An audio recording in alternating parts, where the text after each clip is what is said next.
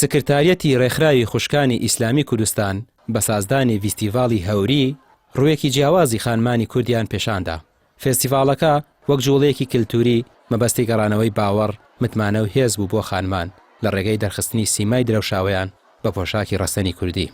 ئەو هەوریە تەواوی ئازادی و سربەستی پێبەخشیوە بۆی بتوانێت ممارەسەی کاری خۆی بکات و عەقلیەتی خەڵک بدوێنێت و خەڵک سەیری عەقلیەت و فکر و تێگەیشتنی بکات، نەک سەیری جەستە و ڕواڵەتی.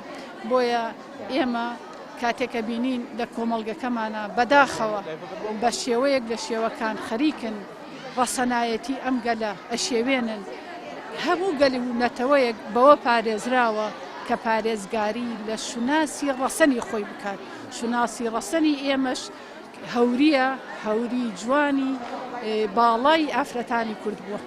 بە خێراتنی هەموو لایەکەکان سەدان ژن و کچی کورد لە پیر و گەنج بەشداریان لە فێستیڤاڵی هەوریدا کرد و بە بەستنی سەرپۆش و لەبەرکردنی پۆشاکی هەوری ویستیان ئەو پەیامە بگەیانن کە پۆشاکی ڕەسەنی کوردی و حیجاب شوناس و پێناسی ئافرەتی کووردە و شانازی پێوە دەکەن.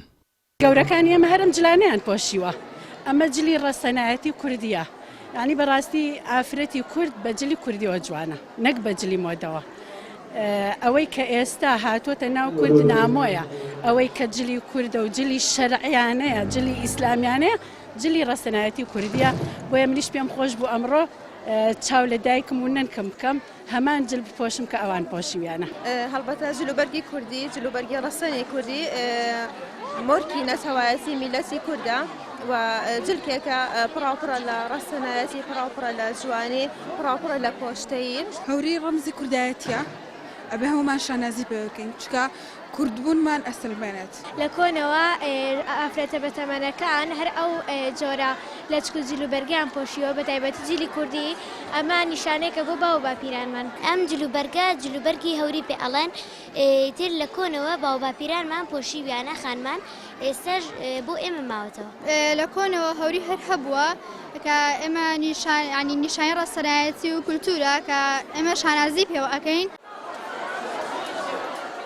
بەڕێوەچوونی فێستیڤاڵی هەوری لە کاتێکدایە ژمارەیە کەس و گروپ بەردەوام هەوڵی ناشرینکردنی باڵاپۆشی و پۆشاکی ڕەسەن دەدەن و وا دەری دەخەن. ئەمە خواست و ڕایەکی گشتیە، بەڵام ئەوەی لە واقعی ژیان لە هەرێمی کوردستاندا دەبینرێت پێچەوانەی ئەو بانگەشانەیە و فێستیڤاڵی هەوریش دەنگێکی بەرز بوو بۆمانەوە لەسەر کلتور و بەها ڕەسەنەکان لە نێو شەپۆلی نامۆبوون و بە بیانی بووندا.